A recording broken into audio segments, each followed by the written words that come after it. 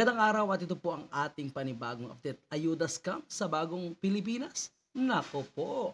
Nagsilabasan nga ang ilan na nagrereklamo na umano'y nakatanggap ng 10,000 abay kinuha nga po ang 8,500 at 1,500 na lang ang natira sa kanya. At ang isang ginang naman na pumunta sa bagong Pilipinas Ayuda Fair ay nakatanggap naman ng isang siso. Pumila pa alas 3 ng madaling araw ngunit wala itong natanggap. Kaya nga naman sinusumpa ng ilang pumunta sa umano'y ayuda or paayuda ni Bongbong Marcos na scam naman pala, mga kababayan po natin. At marami pa umano ang sinasabi na hindi sila nakatanggap dahil hindi nila kaalyado ang mayor or kapitan sa kanilang lugar. Naku po, matindi pala ang nangyayaring pambubudol sa pamimigay umano ng ayuda. Sana naman lahat ay nabigyan, ano? Sayang, sino ba yung gusto ng ayuda? Kaya pumunta nga sila kahit umaga pa, madaling araw pa para sana makatanggap. Pero pasensya na lang dahil isa kayo. Sana po to. Pero kung sa kasabutan rin sa barangay, nga naman kailangan tumadlihan itong 10,000. Daghan pa daw magbahin ato.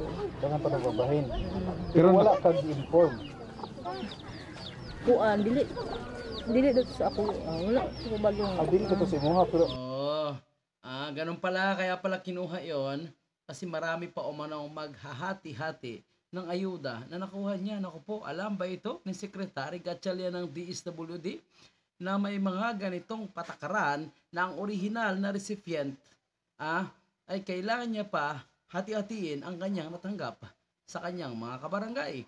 At mukhang may kinalaman ng kapitan po dito dahil pagkatapos po magpa-interview nito ni Ate ay ibinalik umano ang 8,500 ngunit hindi nila ginalaw, baka umano babalik ta rin sila at papalabasin na nagsisinungaling. Pero ito po malinaw ito na ebidensya na talagang may pang-i-scam na nagaganap sa bigayan ng ayuda. Sino kaya mga kasabwat dyan?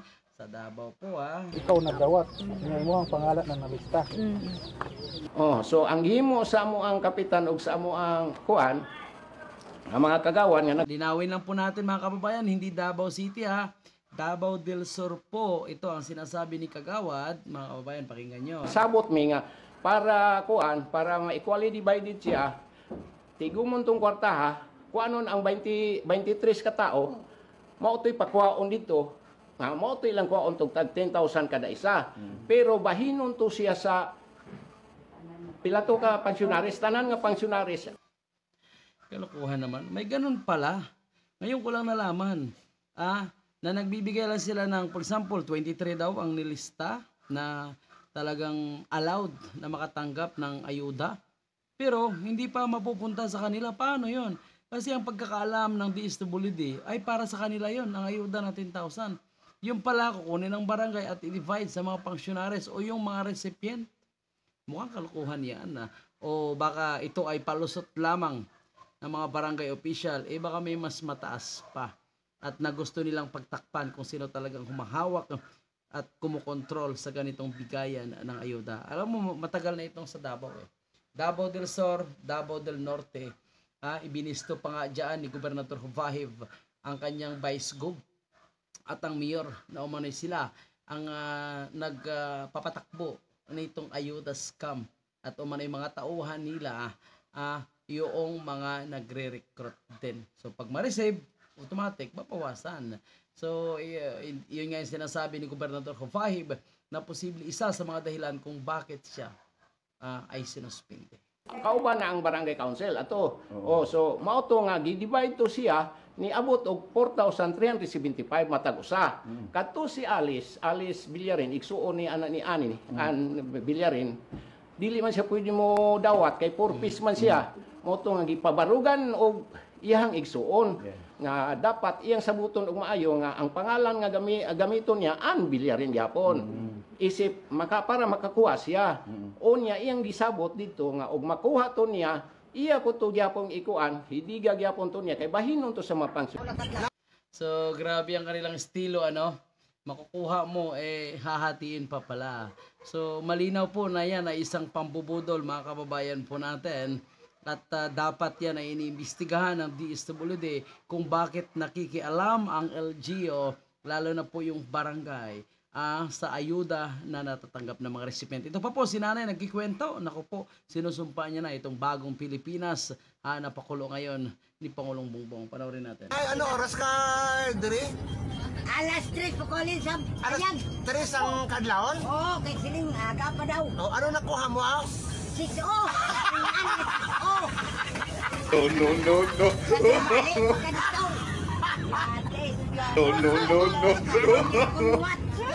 Hindi na ako liwan. Hindi na.